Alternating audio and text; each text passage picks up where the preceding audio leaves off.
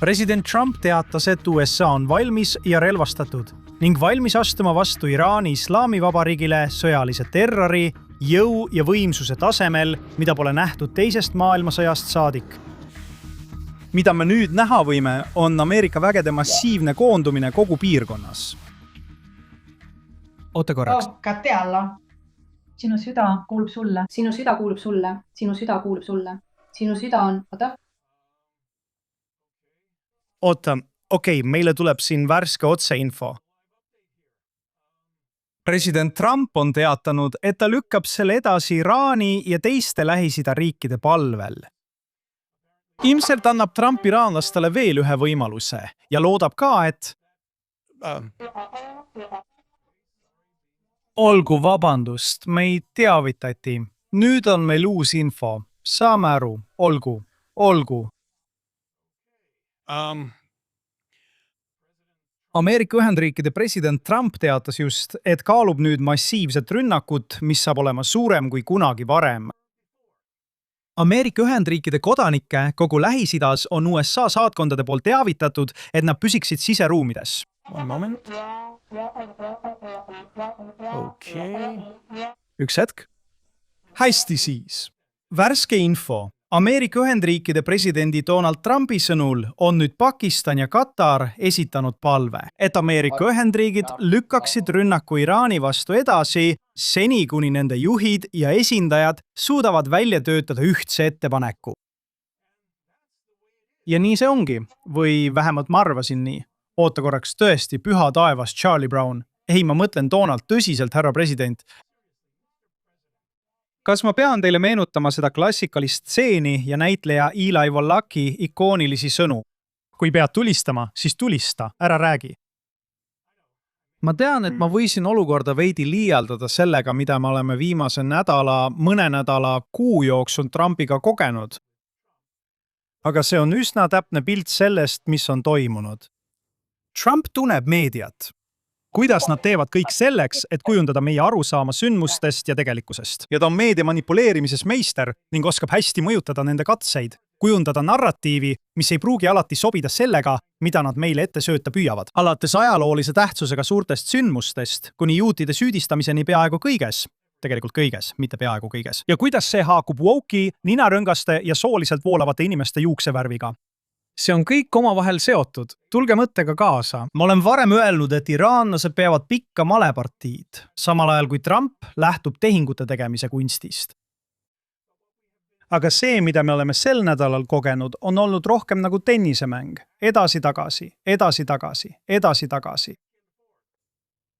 See jätab meile veel hullema kaelavalu.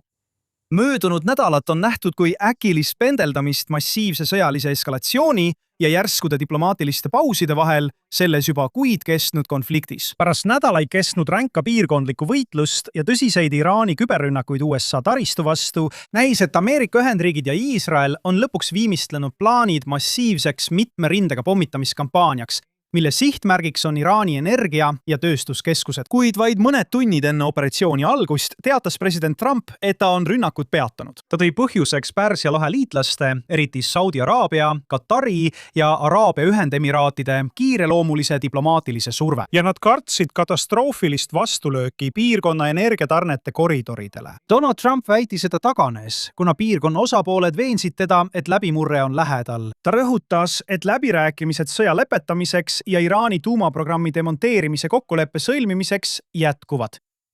Ja ta hoiatas selgesõnaliselt, et Washingtonil on kõik trumbid käes ning see järgmine voor on Teherani jaoks absoluutne viimane võimalus allkirjastada lõplik siduv kokkulepe. Iraani juhitud väed ei näidanud mingit kavatsust taanduda ja alustasid kohe uusi rünnakuid. Aga tõsiselt rääkides, kuigi asjad kulgevad plaanipäraselt ja etteennustatult, pole kahtlustki, et USA olukorra käsitlemises on midagi valesti. Trump, arvestades vahevalimisi, on endiselt oluline tegur kõiges selles, mis toimub. Aga tundub, et teatud määral on Trump justkui kahe tule vahel, ühelt poolt CENTCOM ja teiselt poolt Witkoff. Või on ta ikka? Lviva teated, mille kohaselt kirjutas USA keskväe juhatuse luureosakonna ohvitser eelmisel kolmapäeval sõnumi, mis saadeti laiale ringile sõjaväeanalüütikutele, paludes uusi ideid, kuidas Iraaniga toime tulla. Hoolimata sarnastest teadetest ka Iisraeli meedias, oleksin väga üllatunud, kui USA sõjavägi peaks ideede kogumiseks e-kirja saatma. Ja kui nad tõesti küsivad, siis siin on üks idee. Kuidas oleks lihtsalt nautida napalmi lõhna hommikul? Väga lihtne on lasta end kaasa haarata kogu selle meedia kannatamatusega, nii et lõpetame ära. Teeme sügava hingetõmbe ja meenutame.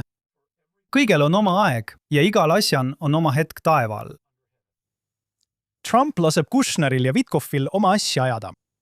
Nad nõuavad pidevalt Pakistani ja Katari pakkumiste kaalumist, mis on mõeldud vaid iraanlastele aja ostmiseks. Tundub ka, et saudi-araablased, türklased ja islami poolguriigid ei taha tegelikult, et Iraan lüüa saadaks, vaid lihtsalt taltsutatud saaks. Läbirääkimiste kunst seisneb selles, et vastased usuksid, et nad saavad, mida tahavad, samal ajal kui Trump liigub oma eesmärgi poole. Hormuzi väina puhastamine Iraani võimest maailmamajandust kägistada. Meedia kannatamatus mängib sellele kaasa. See kasvatab Iraani enesekindlust, et neil on ülekaal. Tegelikkus on aga see, et see ei ole Ameerika taganemine, vaid strateegiline lõks. Lõks, millest Iraan tõepoolest aru saab, mistõttu nad jätkavad viivitamist ja vabanduste otsimist. Otsustav sõjaline vastasseis on vältimatu, kuid see valandub alles siis, kui Ameerika Ühendriigid ja Iisrael esitavad lõpliku, mittekaubeldava ultimaatumi, mis nõuab Iraani tuumaprogrammi täielikku demonteerimist, mille Teheran lükkab tagasi. Lükates rünnaku selle ultimaatumini edasi, tagab Washington, et ta annab lõpliku löögi alles pärast täieliku rahvusvahelise legitiimsuse saavutamist, puhastades Hormuzi väina ja viies oma merejõud ülekaalukatesse ründepositsioonidesse, et neutraliseerida koheselt iga Iraani vastulöögi. See võib juhtuda isegi enne valimisi, Iisraelis ja USA vahevalimisi. See saab olema nii ülekaalukas, et sellel ei ole kummalegi negatiivset mõju. Võib-olla hoopis vastupidi. Seni kaua on see põhjus, miks Iisrael hoiab end tagasi teatud määral, nii Hezbollah kui ka Hamasi vastu. Me ei taha anda iraanlastele lihtsat ettekäänet, juhtida maailma tähelepanu kõrvale tegelikust sihtmärgist, kelleks on nemad ise. Aga ärgu olgu kahtlust, see taktikaline ooteasend ei ole meie jaoks lihtne. Iisraeli ja Liibanoni vaheline 7. läbirääkimisvoor, mida paljud püüdsid kujutada olukorra lahendusena, kulgevad täpselt nii, nagu me ootasime. Hezbollah ei loobu relvadest, vaid manipuleerib olukorraga enda kasuks. Nad vahetavad sõna otseses mõttes lihtsalt riideid, asendavad oma sõjaväeautod humanitaarabi bussidega, millel on Islami terviseorganisatsiooni märgistus, ja smugeldavad varustust täiesti märkamatult. Varustus voolab otse Iraanist läbi Al-Tanfi ületuspunkti Iraagi-Süüria piiril, nagu sel nädalal teatas Iisraeli, Kanal 14. Nad laadivad tsiviilkütuse autosid ning kaasaegseid droone, raketilõhkepäid ja fiiberoptilisi võrke, viivad need üle piiri ja suunavad otse Lõuna-Liibanoni. Samal ajal on Liibanoni armee, need mehed, keda lääs järjekindlalt väidab piirkonda imeliselt turvavat, täiesti hirmust halvatud. Liibanoni sõdurid keelduvad kategooriliselt isegi Hezbollah tugipunktidesse sisenemast, sest nad teavad, et uksed on lõhkeainetega lõksustatud. Nii et jah, Iisrael hoiab end tagasi, et lasta laiemal strateegilisel lõksul Iraani Teherani peale sulguda. Aga ärme romantiseeri seda viivitust. Läänemaailm saabub pastakaga, lootes vaherahu läbi rääkida. Terroristlik vaenlane saabub pettuse, kütuseautode ja droonidega, valmistudes sõja järgmiseks faasiks. Ja me teame, kuhu see kõik viib ja kellele lõpuks süü pannakse. Praegu pole olukord Gazas sugugi erinev. Hamas ähvardab täielikult loobuda kujunevatest kokkulepetest. Nad väidavad, et Iisraeli jätkuvad õhurünnakud takistavad edasiminekut. Nüüd on nad kõik edasimineku poolt. Kui tore! Hamasi terroristid üritavad kasutada läbirääkimise endid inimkilbina, et sundida sõjalist pausi. See ei olnud osa esialgsest 20-punktilisest kokkuleppest.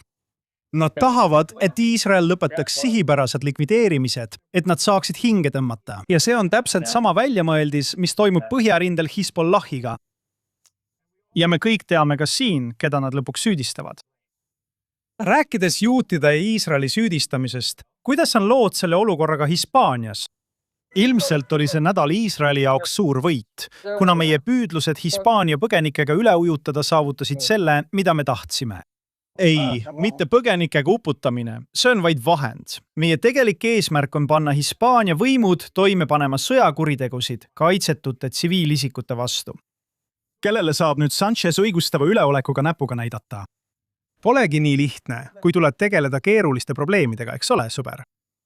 Totagas Hispaania näitleja Javier Bardem jagas uuesti sotsiaalmeedia postitusi, milles väideti, et Iisrael ja lääne paremäärmuslikud rühmitused saavad kasu Hispaania ja Maroko pingetest Ceuta enklaavi pärast. Ühes postituses öeldi, et pole teada, kes korraldas kriisi Maroko ja Põhja-Aafrika enklaavi piiril, kuid väitis, et Iisrael ja lääne paremäärmuslased saavad kasu nõrgenenud ja destabiliseeritud Hispaaniast.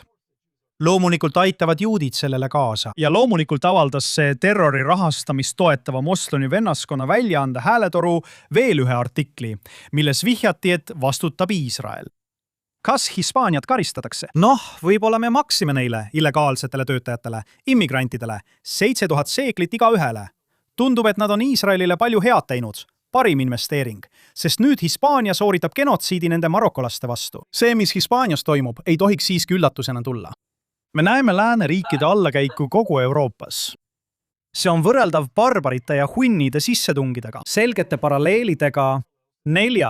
ja 5. sajandi olukorrale, mis tõi meile pimedad ajad ja keskaeg. Meid lahutab vaid üks põlvkond samasugusest tulemusest. Siin on sügav õppetund Iisraelile ja kõigile, kes tahavad ellu jääda. Oma traditsioonidest, pärandist ja rahvuslikest sümbolitest kinnihoidmine ei ole valikuline. See on ja on alati olnud eksistentsiaalne vajadus. Üks põhjusi, miks Iisraeli ja Juuta ründavad jõhkralt, ärganud vasak- või parempoolsed. Radikaalne vasakpoolsus armastab nimetada patriootilisust fašismiks ja traditsioone usuliseks sunduseks. Aga see on lihtsalt progressiivne teekaart rahvuslikule enesetapule. Meie juured on kindlalt istutatud juudi ajalukku. Geograafiliselt algab meie lugu Juudamaal ja Samaarias. Piibel on meie ülim juudi kultuuriline nurgakivi ja sionism on meie rahvuslik südamelöök. Kui me proovime selle loo pea peale pöörata ja teeselda, nagu teevad vasakpoolsed Iisraelis, et Iisraeli eksisteerimise ainus eesmärk on olla õpikunäide liberaalsest demokraatiast, siis lõpetame me täpselt nagu Hispaania. Pöörama nüüd tähelepanu uudistele, mis ei sobitu peavoolumeedia narratiiviga. Meie heade uudiste nurgas, mille ma just praegu välja mõtlesin, näeme, kui hästi asjad Gazas lähevad. Imelised pildid Gazas sel nädalal. Tore jõusaal. Ilus bassin. Hea toit. Mida eneseõiged nüüd teevad? Ilmselt muudavad nad nüüd oma juuksevärvi. Tundub, et lilla juuksevärvi trend on ametlikult läbi, sest üha rohkem inimesi kannab nüüd lühikesi rohelisi juukseid. Ärganud transnaiste organisatsioon, tuntud ka kui OVTF, on ametlikult kutsunud liikmeid üles värvima oma juuksed roheliseks, vahetama juuksevärvi lillast roheliseks. Üha rohkem minarõngaga sooaktiviste teeb seda. Nii et me ei saa neid enam sildistada. On leitud, et lilla värv võib samuti põhjustada ajukahjustusi. Ja me kõik teame, kui salliv ja kaasav roheline on. Ma rääkisin varem kannatlikkusest, kuidas kõige jaoks on oma aeg. See on korduv teema meie usus. Heebrea pühakiri õpetab korduvalt, et kannatlikkus ei ole passiivsus. See on tõeline ustav vastupidavus, ootamine samal ajal õigesti tegutsedes, usaldades Jumala ajastust ja vastu pidades kiusatusele tulemusi jõuga esile kutsuda. Paljud kirjakohad kirjeldavad kannatlikkust kui kindlameelsust püsida viivituse, raskuste või ebakindluse ajal. Ootamist kujutatakse sageli kui teadlikku valikut jätkata Jumala usaldamist ka siis, kui tulemused ei ole kohesed. See kehtis Abrahami ja Saara, Jaakobi, Joosepi ning eriti Moosese kohta. Inimesed ei pruugi mõista viivituste põhjuseid, kuid Jumal tõstab üles või päästab õigel ajal, mitte vastavalt meie kiireloomulisusele. Katsed ajastus kiirendada viivad sageli kahju, konfliktide või hirmuni, nagu on näha Sauli, Taaveti ja valusalt Taaveti poja Absalomi lugudest. Ootamine Heebrea pühakirjas käib tavaliselt koos vastutusega. Sa ei oota, loobudes moraalsest tegutsemisest. Sa ootad, säilitades ausust. Ära kätte maksa ega haara võimu vihasõna. Jätka palvetamist, jumalateenistust, õiglust ja kuulekust, isegi siis, kui leevendus ei tule kohe. Hoia end Jumalaga kooskõlas. mitte rahva hulga survega, nagu Ruti loos. Moraalne loogika on soovist, kadedusest või hirmust ajendatud kiired otsused võivad elu laiali kiskuda.